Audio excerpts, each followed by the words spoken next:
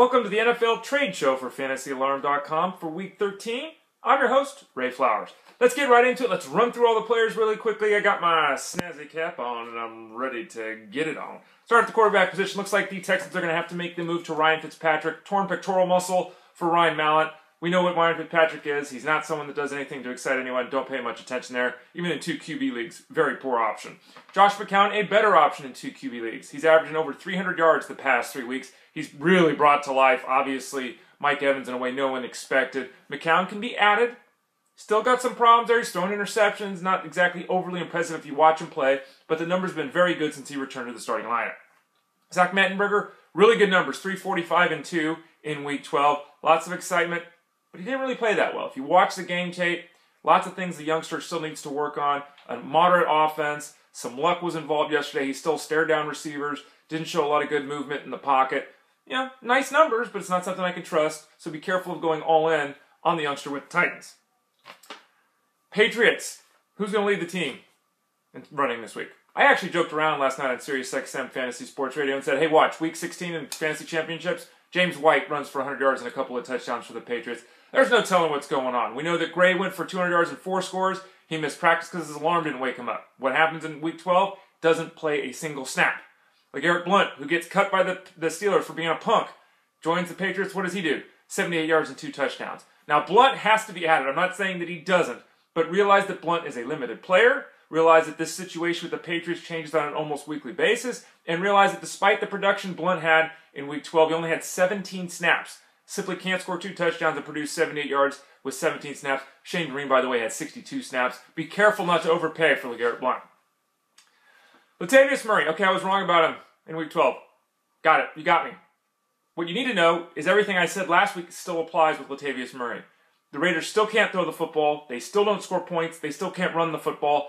Murray had 2 great plays against the Chiefs. No doubt. 2 of them. He also is coming now off a concussion. Very uncertain. A great talent, but don't add him expecting to get 100 yards every week. This is a Raiders team that struggles to get 65, 70, 80 yards rushing every week. Careful with Murray, especially because of that concussion. The situation with the Vikings, it's McKinnon. We saw Asiata miss time because of a back issue in Week 12. He probably doesn't have much of a role moving forward, Asiata, because Ben Tate is now there. Ben Tate probably takes over as the goal line back. Asiata on the outs. McKinnon's still the guy to get a lot of the early down work. So don't go out and add Tate thinking you're getting a superstar, but you could get a touchdown vulture. You could get someone that you could end up playing in the fantasy playoffs. Wide receiver position. Stedman Bailey, great hands. Best hands on the Rams team. Good game in Week 12 for the Rams. Should he be added in a PPR league? Yeah, sure, add him. What you need to know, though, is the Rams have not thrown for 220 yards in 7 straight games. They simply don't throw the football effectively. Because of that, Stedman Bailey's upside is always going to be limited. Cautious optimism, maybe a wide receiver 4 in a PPR setup, but not someone that you should just randomly be throwing out there and trusting. Justin Hunter, great game. Justin Hunter finally scored, finally did something whoopie-doo. Totally inconsistent. The touchdown he had, the 40-yard touchdown he had yesterday, was actually on a deflected pass. It really shouldn't even have been a touchdown. Take that away from his performance, and that's another disappointment. Hunter's great talent. Got it all going for him. Could be a red zone threat, all of that. Simply no consistency to his game. Don't let yesterday's numbers convince you otherwise. Charles Johnson, 67 of 69 snaps for the Vikings. Great talent. He's got like 4.38 wheels. He's a big guy. Lots of muscles. Looks great when they run him around the field in his underwear. And he's starting to get some traction here. 50-plus yards, a touchdown. 2 straight weeks with some solid efforts. Again, I noted all the snaps. Jennings is not 100%.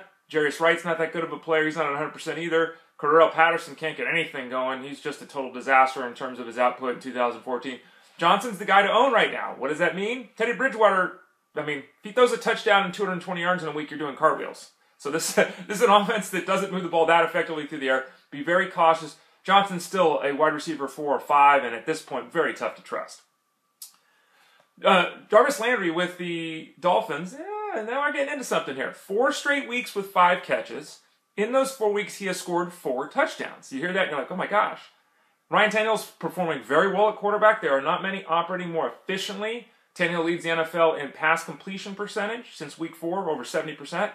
Landry, though, is capped at that 450, 550 kind of range. He doesn't have big yardage games. If he doesn't get in the end zone, you have to think that he's probably not getting in the end zone every week.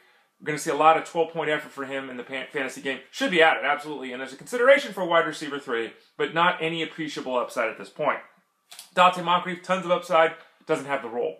Looks like he may finally, after we thought passing Hakeem Nicks when he didn't, maybe he finally did yesterday in Week 12. Reggie Wayne continues to be a little bit limited physically. He's 36. He's coming off a knee injury. You know, he's just not going to be an explosive player anymore. You've got T.Y. Hilton being an explosive player across the field. If Moncrief can establish himself as a wide receiver 3 in that offense, he could be someone in the fantasy playoffs. Close your eyes, wink, hope. Could be someone you're starting in the fantasy playoffs. Luis Murphy, come on. Come on. It's Evans and Vincent Jackson if you're talking wide receivers with the Bucs. I know 6 catches for 113 yards are going to get everyone excited about Murphy. Here's what you need to know. The previous 4 games, 5 catches, 36 yards. Move on. Tight end position. Brent Selleck, yeah, he had a good game.